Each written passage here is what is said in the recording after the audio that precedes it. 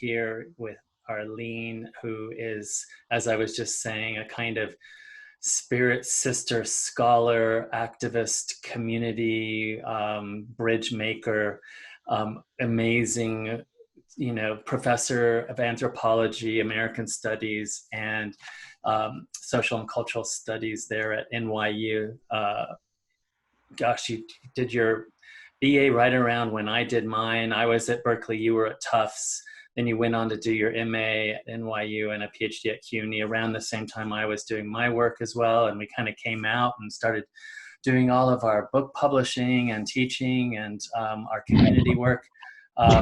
Anyway, I'm just so happy that you're here, and welcome, and let's have a conversation about your work. I'm so excited to just to get to know why you decided to take this path and how you got here to do this research and writing on issues of race, gender, and space and media, art, and pop culture, especially in and around Latinx communities, identities, and experiences. Yeah, well, this is the question you could, first of all, thank you. As we were saying earlier, this is, it's really a joy because we have in fact, had these conversations, yet we have not been in a one-to-one. So, which is kind of one of the problems of Latinx studies, right? The fact that sometimes we're working on our own and we have so few opportunities to actually collaborate and converse with one another. But that's another conversation which has to do with, the importance of creating those spaces, those institutional spaces like the Latino Studies Association that has been so great, right?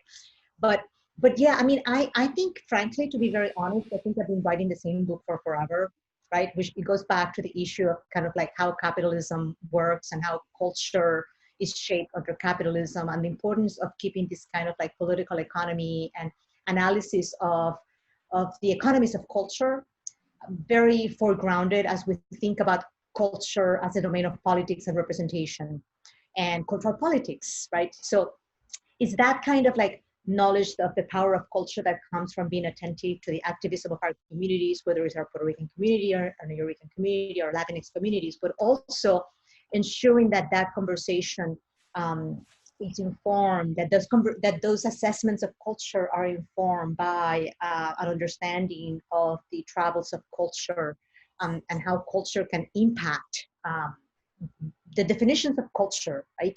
The dominant representations of culture, and how important it is for us to always, as scholars, tease out and go beyond, and peel the onion, right, of what those projects around Latinidad, in each particular moment, whether it is in the context of urban politics or in the context of media, they're different. I've always been very intrigued in how Latinidad or Latinx studies or Latin definitions of Latinidad are deployed, and to really excavate who's included, who's excluded in those representations, and ultimately be very skeptical, right, of everything. I should say here that I started writing and researching these topics in the height of the so-called Latin boom in the 1990s, which I'm sure you could share. You were part of that moment, when there was a lot of enthusiasm, this kind of oh my God, the Latin explosion of the 1980s, J-Lo, Ricky Martin, I don't know what.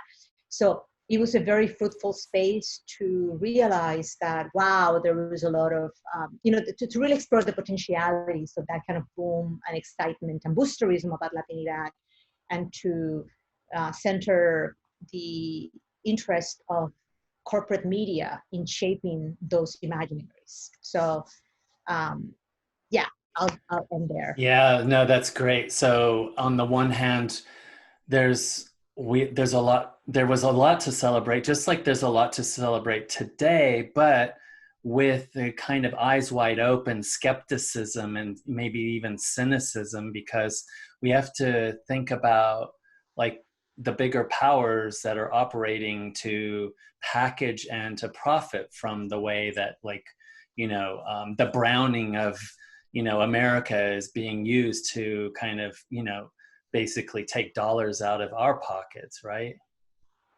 Absolutely. And also to develop very whitewashed representations. And I know one of the questions you wanted to talk about was about this spin, right? This Latinx, the tendency to whitewash and sanitize those representations, but also what's at stake, right? When you have this diminishing, and I think this is a very important moment because you have a rise of Afro-Latinx studies and critical indigeneity, critical Latinx indigeneity, and there's younger generations that are going against that kind of like Latinx, Latinidad as a whitewash project.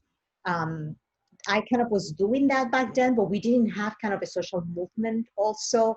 Those voices were so totally marginalized, and they still are today. But I think that what's exciting about this moment is the fact that we're doing Latinx studies at a moment where a lot of the 1990s Latino projects, that were so whitewashed and so devoid of diversity, those projects are not possible today, right?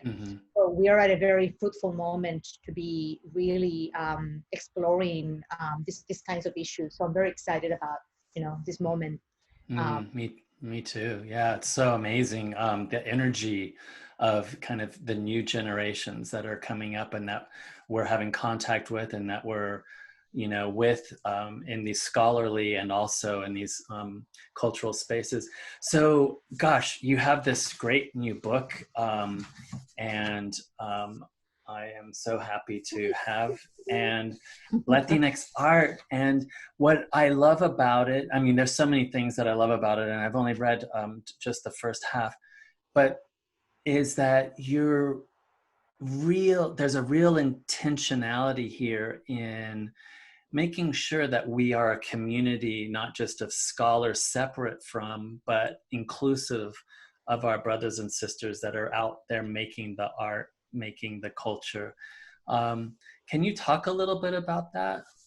Yeah, I mean, I think you work in comics, so and with artists, and also the importance of not only theorizing cultural products as kind of like texts and things we just read or study, and we do this kind of textual analysis or even visual analysis of culture, right? But to really step back and appreciate the cultural field as a field where people work, they make their living, where there are issues of equity around access, around people being recognized as creators, as cultural workers, and being paid fairly and being really included in the industries. So those are issues, again, that go back to my previous theorizing, because this whole Latino spin, I was so tired of the debates around representation, and I'm like, it's very important to go back to looking at the levels of production and circulation and issues of equity and the economy of all these industries. So that's kind of this book comes about. I said earlier, I've been doing the same book over and over because a lot of the issues around capitalism, labor have always informed that conversation.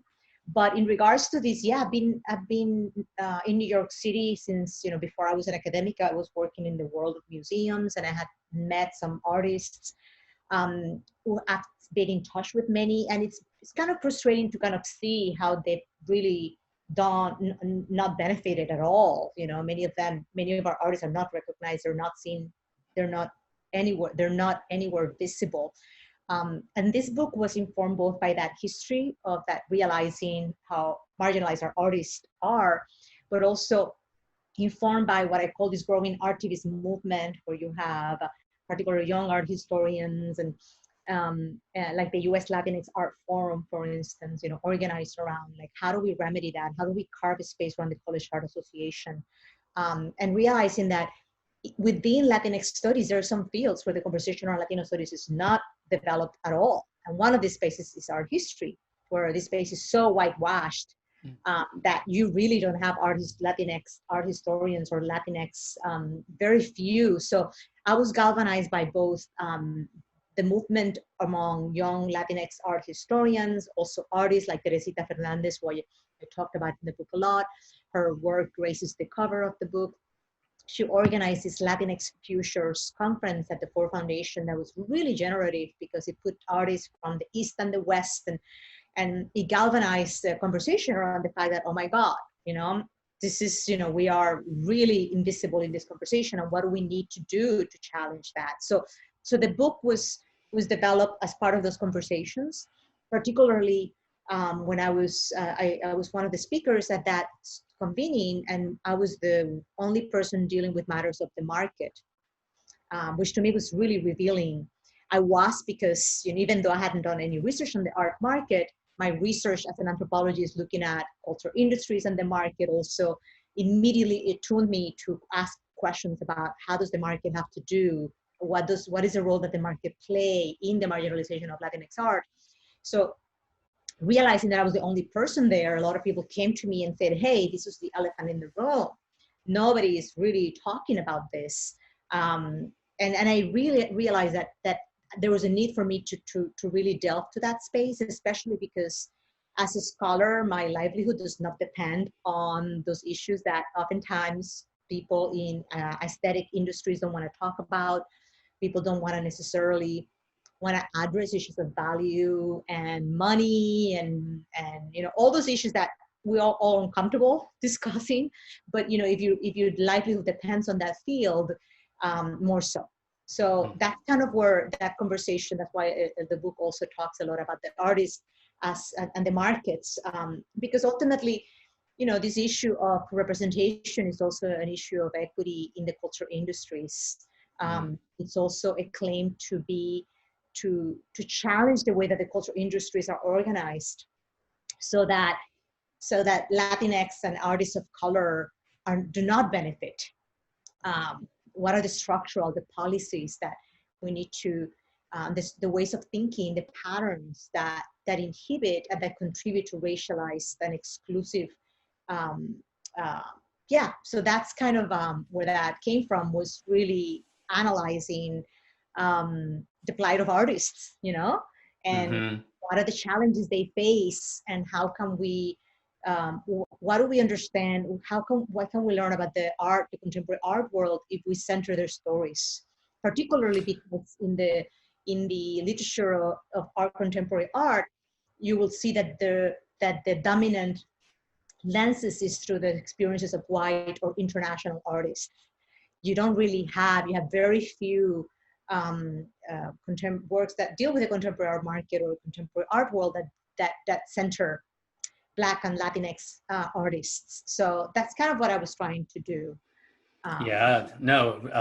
So important, absolutely. And the spaces that the museum spaces, the curated spaces, the exhibit spaces, very often are polarized as well. So you have not only the highbrow kind of spaces that you were just talking about, that gatekeep, but also, you know, there's this incredible museum in Florida, right?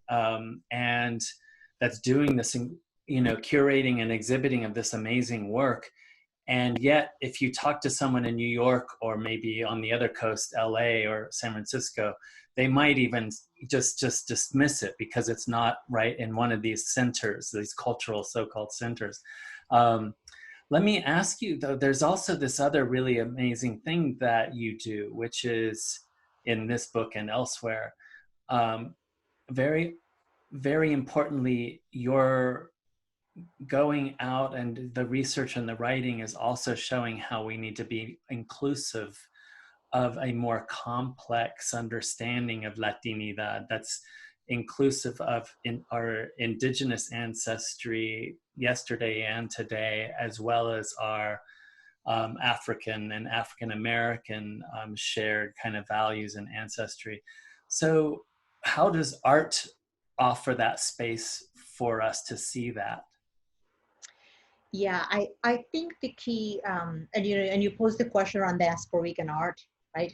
As in particular, yeah, I mean, for sure, what was fascinating to me was to really see how many of the young generation of artists were creating and doing work that was so unapologetically of embracing their, Afro-Latinidades, indigenous, and also popular and vernacular culture.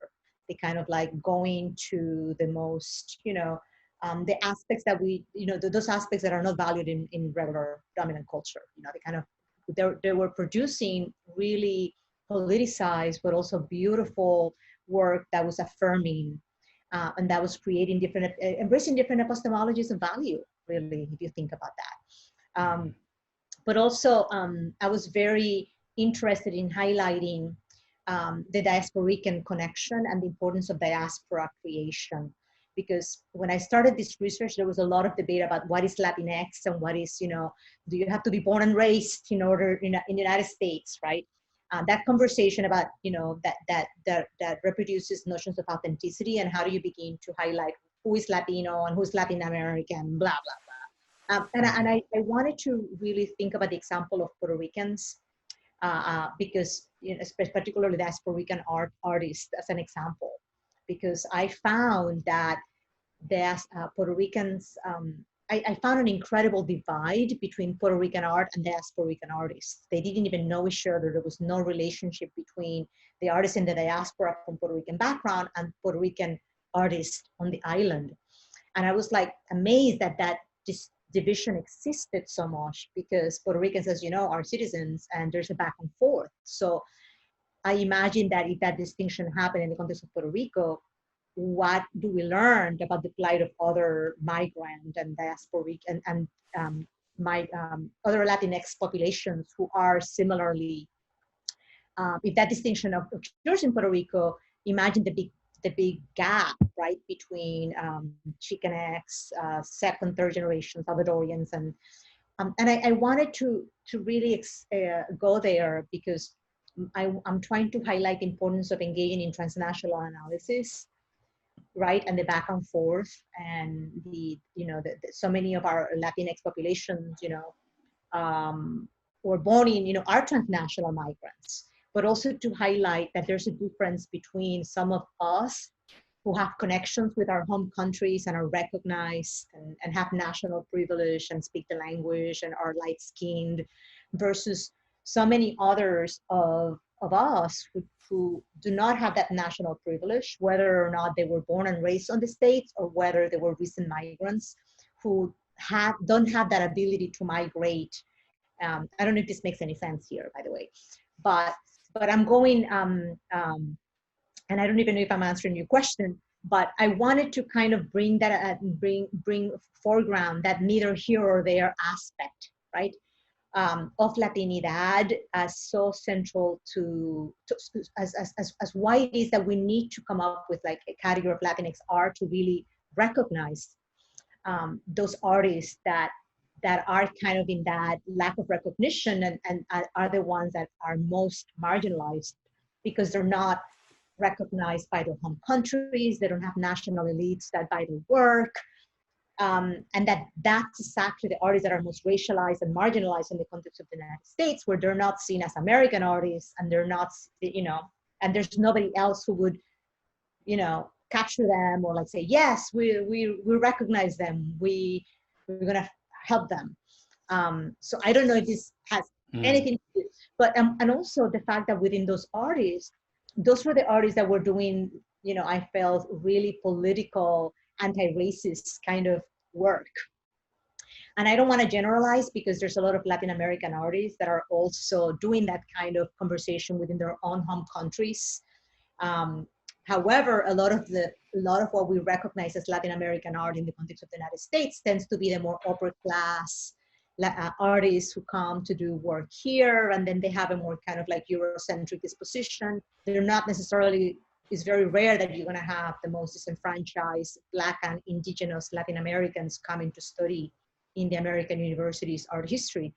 So as a result, you do have this distinction between Latin American artists that tend to follow more Eurocentric or European and Anglo-centric genres that are reinforced by the MFA system, and artists that are, from New York City or from the Bronx or from our communities who are socialized in, as racial minorities. And it's a very different socialization, as we know, and it informs their work.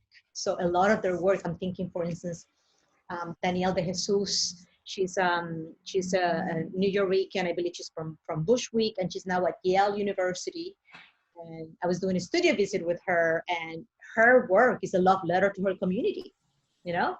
And she was telling me how she gets this pushback about her work being too narrow or too community, and how she was so centered on, no, this is, you know, this is my vision, and this is the importance of my work. And I think what's fascinating is to see more and more artists that, like her, are more you know, that reject, right, that script that they're told that their work is not valuable, and that's kind of a wonderful thing. Yeah, no, thank you. Really blowing my mind here with all sorts of thoughts about this. Emotion of talking back and forth. I'm like, ah. Yeah, no, it's amazing. You know, it's this, we see it repeated where kind of the marketing industry, the spin, the whitewashing, it's okay if it's like from over there and exotic because somehow it's safe. But when it's here in our neighborhood, in our communities, that, you know, that it doesn't know how to handle that. It feels like a threat.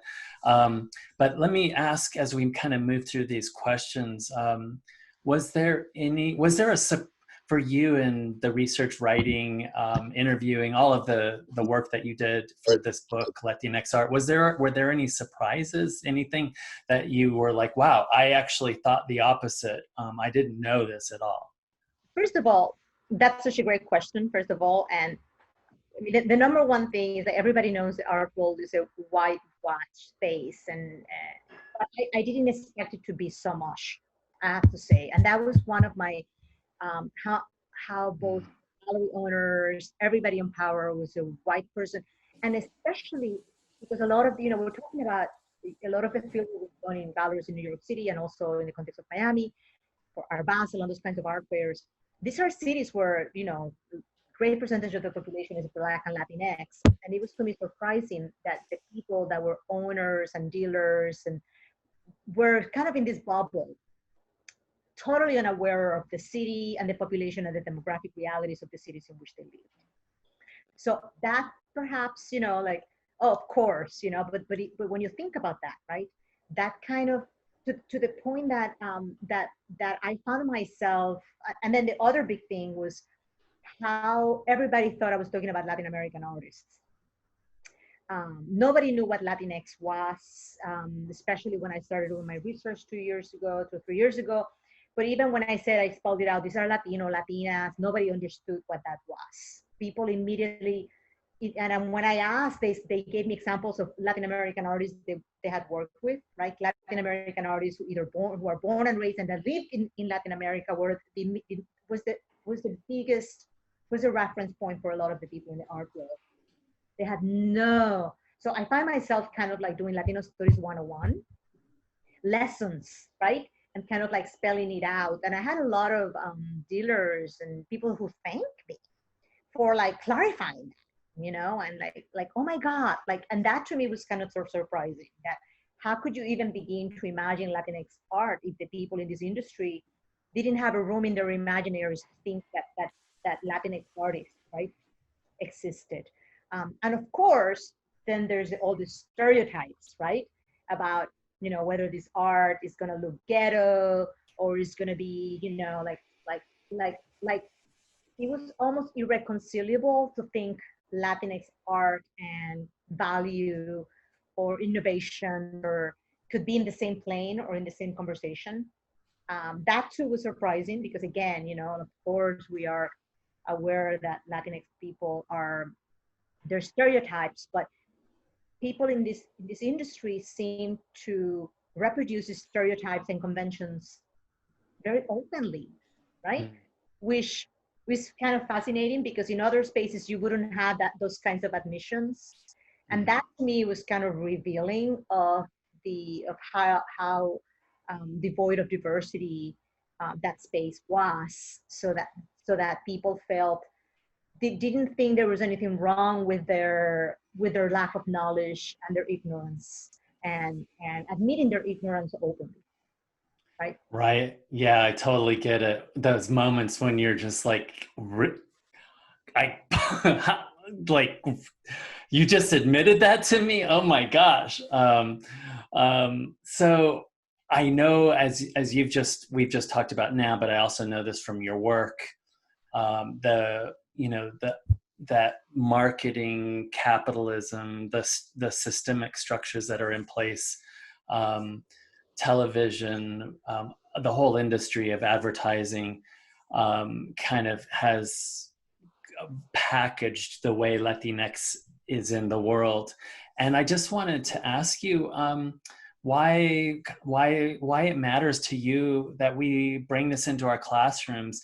Of course, I know, but maybe for some of the readers and listeners, what it really means for you. Um, I guess I would say two things. Culture and medias, are huge industries, especially in our mass-mediated society. Images matter. They shape our world. They shape our worldview, our our ideologies, everything. So first, that right, the incredible power, ideological power of images and media, but also the fact that these industries are so powerful, multi-millionaire, if you will, industries. And again, it goes back to issues of equity, that our community be involved in them, and then that we become part of, right? We're not only receivers or consumers, but that we need to be part of the conversation that shapes these images and that shapes narratives. I think that that's kind of central, that I try to instill on the students too, is how that this is not something that's out there, but something they could have access to, they could become involved in. I know that's something that you also do with your initiative with high schools, right? That is so important to kind of break this down so that and I love having speakers, right? People from the industry that come to and show to students how they got into these businesses, and for them to see grad students that are writing and researching this so that they can begin to realize that there are people making these decisions out there, and that they could be part. Not everybody needs to be a scholar. We can be, right? We could be activists, cultural activists too, in the context of these industries. Yeah, absolutely. Yep, totally. That's me and you, Yeah. totally the same. Um, so you mentioned earlier whitewashing, and you know, maybe we can talk a little bit about this polarization, right? That's happening, and we're seeing it right in front of us every day in different ways, whether it's TV or movies or Trump, etc.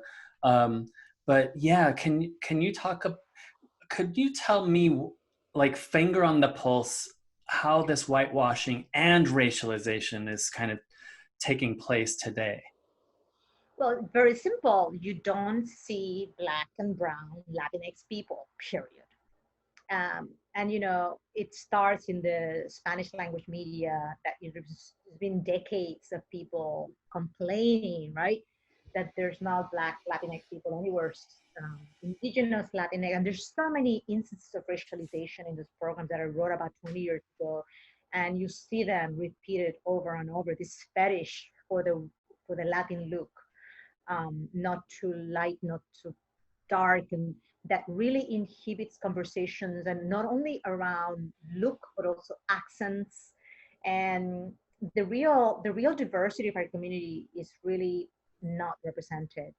And it brings issues of colorism in our community. And it's really so important that we center that conversation, period, at all levels, not only in terms of the media, but also in museums, in exhibitions, in academia. Our colleagues at NYU were having this conversation about, hey, we need to really hire Afro-Latinx scholars and Black Latinx. When you think about, our own community of Latinx studies, right? We don't have, Afro-Latinx studies is like very few of them are in any kind of positions of power. Of course, this is a new field, but nonetheless, the fact that they're coming, so openly and visibly brings attention to the fact that for generations we didn't have Black Latinx scholars, you know, in our community so rarely. This is an issue. Um, Same with, you know, indigenous Latinx, you know. So yeah, it's you know, we're in the midst of a reckoning, right? And what's exciting is to really foreground that the reckoning is not only at the context of mainstream society that excludes us, but how what is our responsibility for those of us who, right, who are in this field or producing films or in any industry or doing exhibitions, you know, what is our responsibility to change that, right? What can we do to ensure that we address that lack of representation within our own Latinx institutions? I mean, I think you probably saw this tweet. There was a study that came out that said that Spanish language media was using, they did a study, and there was a great percentage of number of use of illegal still, as opposed to undocumented by the Spanish language media, written media. You know, what does that tell you? You know, like, we cannot, you know, it's impossible that we are not engaging in those issues, you know, in our community, and that if you have Spanish language media still using illegal to refer to our own community, you know, and racialized language that way, we cannot, you know, I mean, I'm not saying that we cannot be challenging mainstream society. Of course, they're racializing us, but we have a lot of homework to do in our own community. Yeah, no, absolutely. I'm I'm with you 100%. You know, we have even in our own families, right? I have a tia who is very Afro Latinx, and yet nobody talks about it. Absolutely. You know, um, so you know, I'm gonna kind of move through this because I think we're gonna talk about this a little bit in the Super Bowl ad, but you know, here we are, we're majority underrepresented now, and yet we're still kind of very fixed in terms of types: the buffoon, being hypersexualized, the criminal, the disloyal, the threat. But I want to kind of maybe think about that question in and around this moment in the Super Bowl that everybody was like so excited about when we had Shakira and J-Lo. And maybe just, you know, the Arlene kind of reading of this. Well, I mean, two things. First of all, because you know, for the Super Bowl, I think Petra Rivera did such an amazing critique of that whole, you know, thing.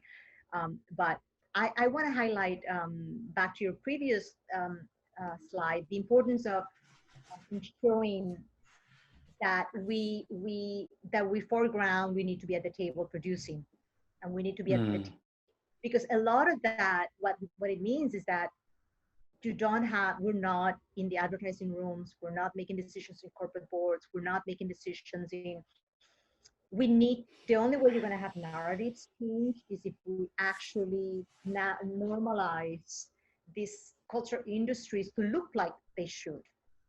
And that means 80% Latinx, imagine that, 40% people of color. That's the only way you can change that conversation. And is if you actually have so many of us and our students give the opportunity to change the narrative, period.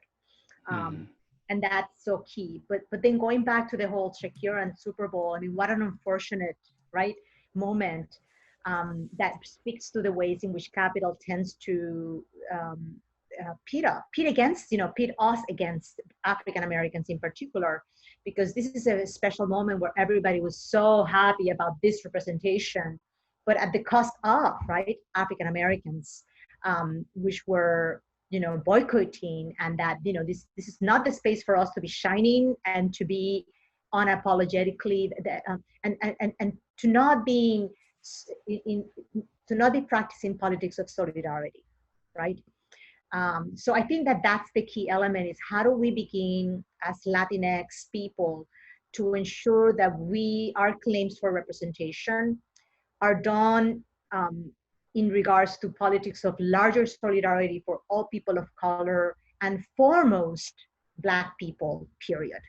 Because one of the great things about the Black Lives Matter movement that you see is that it's forcing all of us to really confront the importance of centering anti-Blackness as the foundational element of racism in this country, that it's seen in our community, in Latinx community too. You could see this beautiful blonde blue, almost blonde, goldish tones that, that represent us, Shakira, J-Lo, Um, so yeah, so I guess that's the one thing that I would say is like, how do we ensure that our claim for representation is not at the cost of, that we're constantly, that we celebrate that we need to be working with our African American community, with our Black community, with our community of color, because changing the industry is the only way. It's not about Latinx representation or Latinx inclusion. It's about people of color inclusion and centering Black representations everywhere. Because when you do that, you will have a richer representations of Latinx, because you will have finally more Black Latinx people visible, right? Mm. So I don't know if this, Yeah, no, absolutely. So insightful, and so important for us to hear. We talked really briefly about the importance of teaching. Is there a kind of method or something that's your trademark in the classroom? None, except I learn from students. I'm sure you do too. We all know what they're watching, what's exciting, what they're most happy about. I think that's kind of right. Like that's how I begin to teach, is basically to have that conversation with them.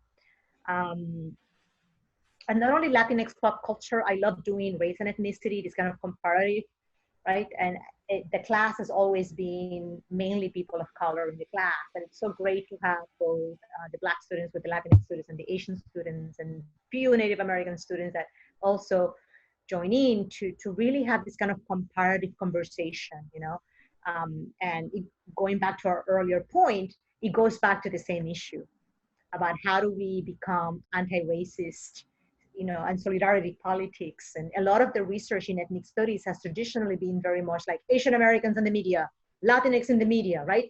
African Americans in the media. And we need to be really doing more kind of like race in the media, conversation, and really highlight what are the issues that affect all of our communities, and center on those, on white privilege is the one thing that we all need to struggle and fight for together, right? Absolutely. So to do in the class.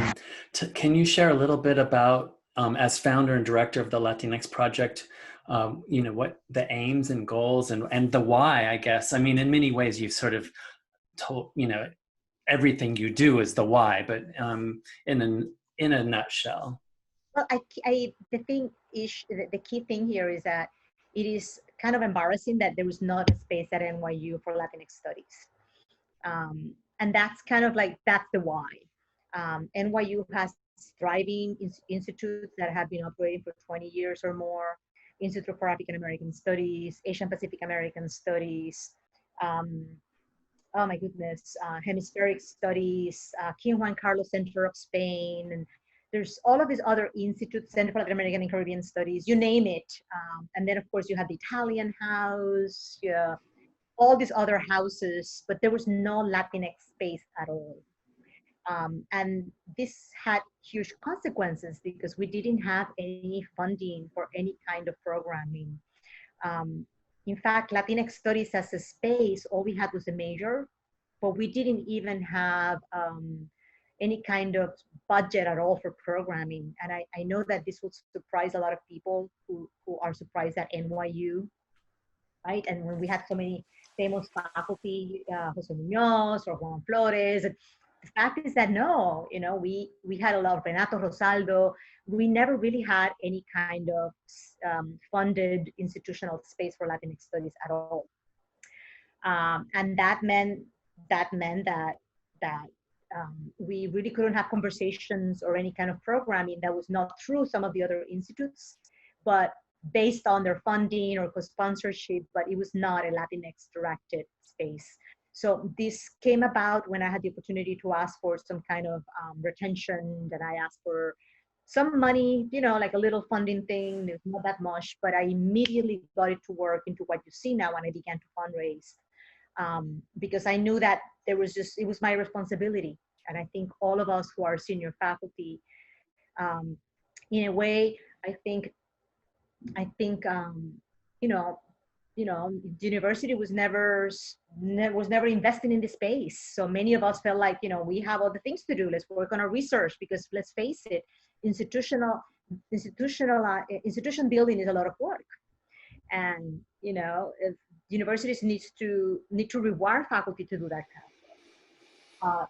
When that's not happening, it comes to the point when some of us, it's embarrassing to be in a space that doesn't have this. If somebody has to do this, let me do it. It's got to be, tiene que ser. You know what I mean? It was like, there was no other way out. And to me, so I saw it very clearly like that. It was like, I had to do it, I had the opportunity, but also it was informed by almost decades. So many of us have been clamoring and in conversations. I remember when both Jose and Juan were alive, we even had a working document for a proposal for Latinx studies that went nowhere, but there was a lot of intelligence, and there was a lot of kind of like, I knew that I knew what we had to do. Does that make sense? But I also realized that the reason why it grew and it became what it became was because also I had the kind of freedom of just doing it within the context of, of just some funds, because universities are really good at doing all these kind of planning committees that never lead anywhere. So anybody who hears this, stay away from planning committees. They usually are a way of like getting you exhausted and not doing anything, and lingering for ages. So we started, and we started with exhibitions, because I was doing the Latinx art book, and I knew that it was so important to have artists, because a lot of the other institutes have had artists, but because we didn't have a Latinx institute, we could never host a Latinx artist. So NYU was part of the same problem that I was writing about, right? The fact that the lack of institutional spaces to host artists was affecting the understanding and recognition of Latinx art. So that's how it all started. And most importantly, it's great that, we are able to support now 3 artists in residence. We have already done 4 exhibitions. We have 3 planned for the year, even though they're going to be virtual. And it's so exciting to be able to do that, right? Exhibitions that of course have a pedagogical element, our faculty can use, our students can use, but most importantly, the universe can use, because they will be housed in the website and are a resource for people to know about our artists, at least visual artists. Well, it's amazing what you're doing and what you've done and achieved. And I know you've got a lot of folks there working alongside you, but yeah, it's remarkable. It's really remarkable. I have to say, it's all artists. We started with Barbara Calderon. Paul Murillo is also an artist. David is not an artist, but he's a writer. And then our faculty board also, who, as is, I always say we have the best Latinx studies faculty, but then again, we have so many great people in Latinx studies. So it is, and also once you get an artist to do something, they're going to be brilliant, right?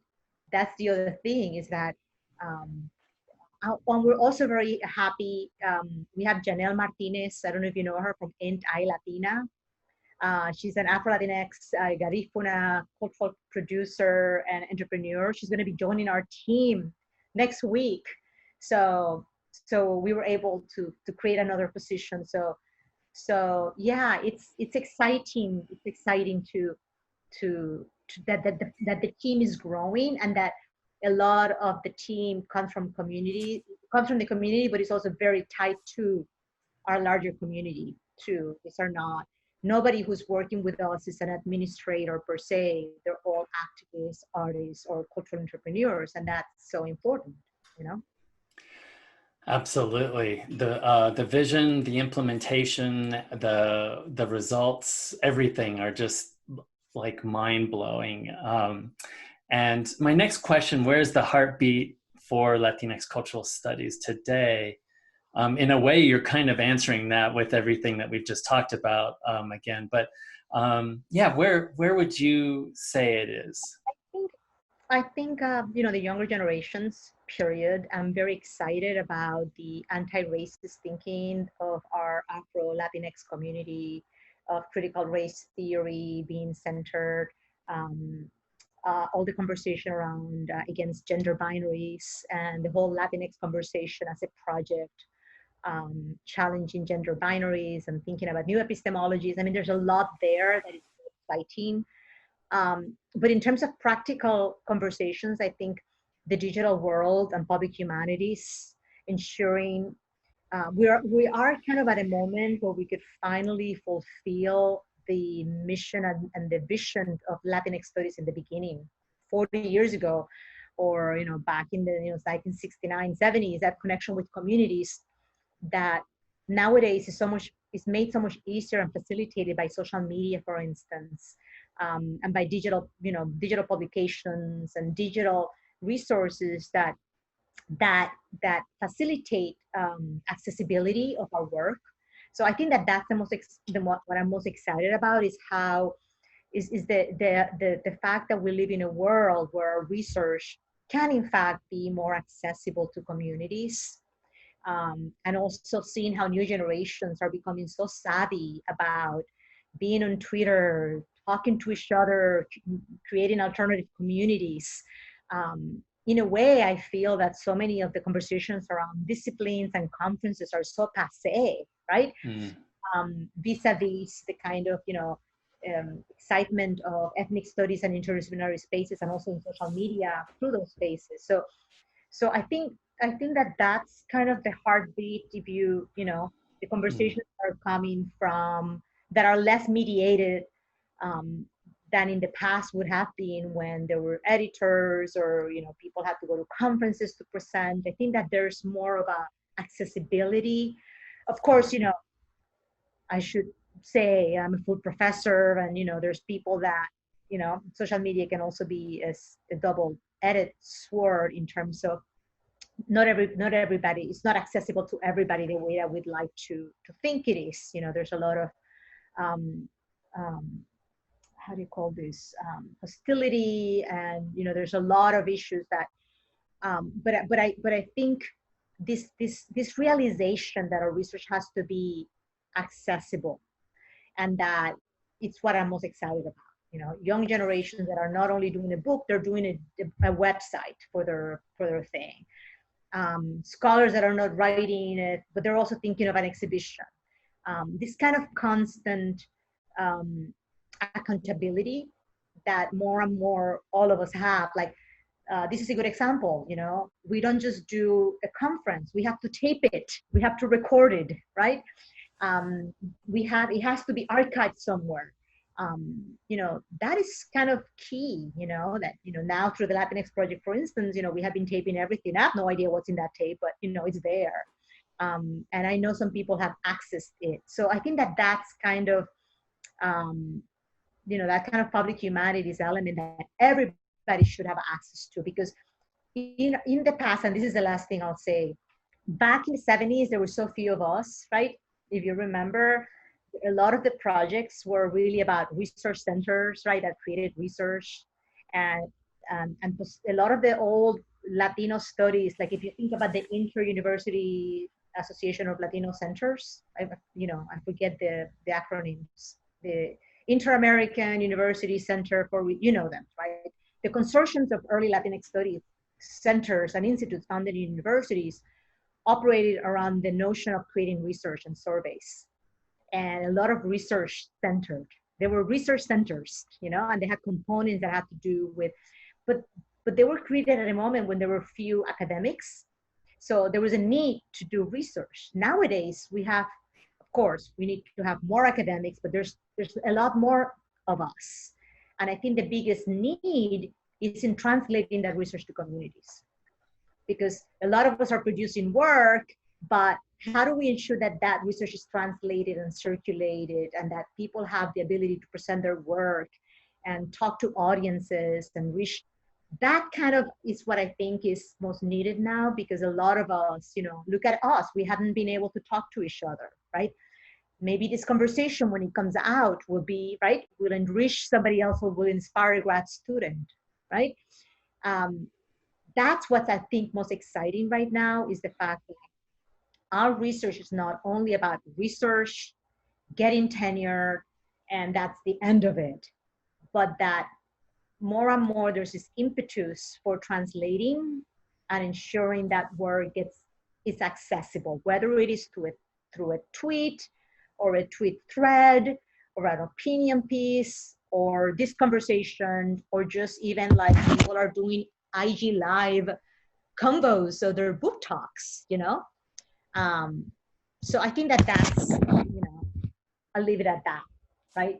Um, Yeah, no, I'm totally in agreement. And I think that the social media and the digital spaces allow for, well, they're tools. They're ways that we can do this now that we just didn't have before. Um, Arlene, thank you. This has been like amazing.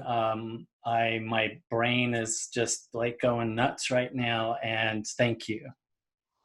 Thank you so much.